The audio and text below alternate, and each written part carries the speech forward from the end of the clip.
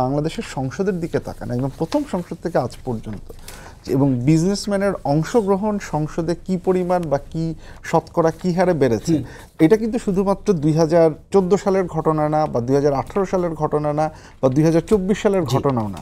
আপনি 73-এর সাথে যদি হচ্ছে গিয়ে কম্পেয়ার করতে থাকেন, তাহলে আপনি 91-তেও দেখবেন যে কি পর্যায়ে পর্যন্ত গেছে, এটা 50-60% পর্যন্ত কিন্তু আপনার গণতান্ত্রিক যে সময়েই এসে গেছে। এখন দেখেন সত্যি কথা যেটা, সেটা হচ্ছে যে এই যে জিনিসটা on it itself it's not a bad thing. একজন বিজনেসম্যানের এটাতে অংশগ্রহণ করা, এটাতে কোনো সমস্যা নেই। দুটো ব্যাপার।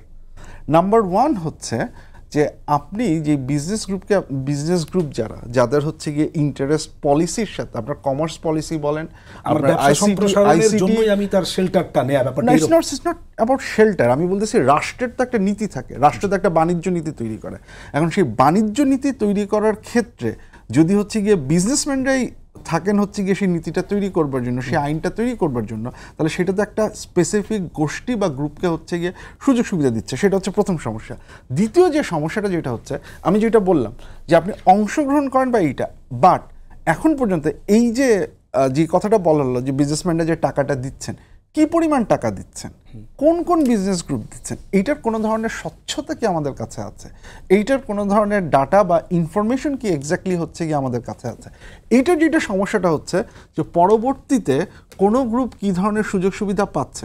যেমন ফর ইনস্টেন্স আমি যদি একদম সোজা একটা উদাহরণ দিই, যে আমেরিকার ক্ষেত্রে যে তাদের যেই লবিং যে সে গ্রুপগুলো আছে, বা হচ্ছে গিয়ে সেখানে কিন্তু একদম খুব স্পষ্ট করে ঘোষণা দিয়ে মোটামুটি তারা ঘোষণা দেওয়া। যে বড় কথা হচ্ছে যে আপনার ওয়েবসাইট আছে, সেই ওয়েবসাইটে আপনার এটা মেনটেন করা হচ্ছে যে আপনি খুব ভালো মতো জানেন যে একজন সিনেটর কার কার কাছ থেকে হচ্ছে গিয়ে টাকা পাচ্ছেন, একজন কংগ্রেসম্যান কার কার কাছ থেকে হচ্ছে গিয়ে টাকা পাচ্ছেন। As a result of that উনার যে ডিসিশনটা, সেটা উনি যেটাই নিক না কেন, যে সবার কাছেই হচ্ছে গিয়ে জিনিসটা পরিষ্কার যে সেটা কোত্থেকে আসছে।